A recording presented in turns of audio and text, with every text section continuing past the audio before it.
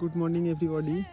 Day 6 fitness চ্যালেঞ্জে আবারও আপনাদেরকে স্বাগত জানিয়ে একটি নতুন দিন শুরু করছি। আজকে আমি আপনাদেরকে খুব মজার একটি জিনিস জানাতে চলেছি, সেটা হলো ওজন কমাতে যারা চাইছেন তাদের জন্য কার্ডিও কতটা উপকারী। অনেকে কি করে, ওজন কমানোর জন্য কার্ডিও এক্সারসাইজটা করা পুরোপুরি ভুলে যায়। আপনি যদি প্রত্যেক দিন 1 ঘন্টা করে হাঁটেন, সেই হাঁটার মাধ্যমে কিন্তু 200 থেকে 300 ক্যালোরি খরচা হতে পারে।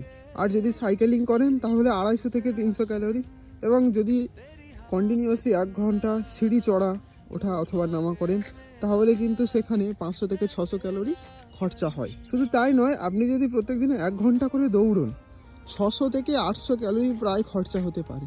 কার্ডিও এক্সারসাইজের উপরে একটু ফোকাস করেন তাহলে কিন্তু আপনি অনেকটা আপনার ফ্যাটকে বা ক্যালোরিকে লস করতে পারবেন।